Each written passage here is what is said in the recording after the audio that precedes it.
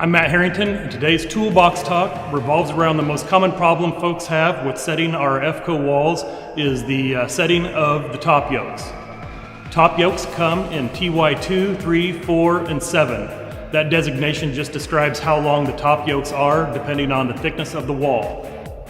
The top yokes are used to take the place of a top tie.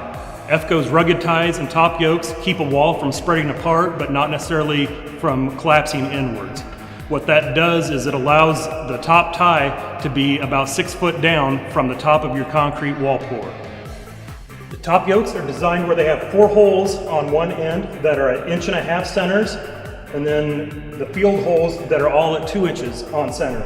What that allows is for you to be able to hit any wall dimension at 1/2 inch increments. The way we determine what set of holes to use on our top yoke is, first of all, we have 1.5 inches from the center of this first hole to the edge of the super stud, 4.5 inches for the thickness of the form, plus 12 inches for the thickness of the wall, plus another 4.5 for the form over here, and another 1.5 inches from the edge of the super stud to the center of that first hole over there. So if you add up 12 inches for the wall, 4.5 plus 4.5 for the form, 1.5 inches and 1.5 inches for the super stud, that puts us right at 24 inches. From there, what you want to do is look for which set of holes corresponds to 24 inches on your top yoke. This first one you can see, it hits right in the middle right there. That's not going to work.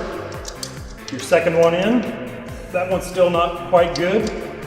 Your third hole in right there, center to center, 24 inches. If you were to go on and look at this last hole, you can see it almost hits that hole, but what it's probably going to do is give you a wall that's about 1/4 inch wider.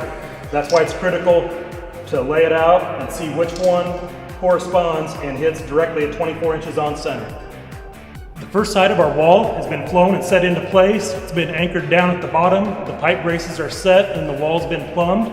All of our blockouts have been properly installed. It's always good to set the top yoke immediately after the bottom tie, because at that point any of the remainder middle ties will not be over tightened, and it'll allow you to push the wall in or out in order to get it easily installed. When you fly your second side up, you can always install your yoke either on top of your form or hooked on your super stud wherever you have more room.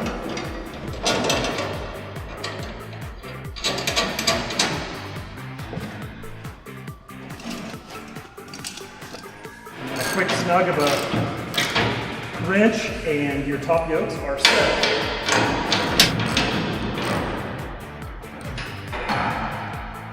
After the bottom tie has been installed and your top yoke has been installed, at that time you can go ahead and cut the crane loose and then fill in all the remainder ties whenever it's convenient. A good double check is to go back after all the top yokes have been set and look across and make sure that all the bolts are in the same holes on all the top yokes on each side of your super studs. What this will do is guarantee that your wall is a uniform thickness from one end to the other.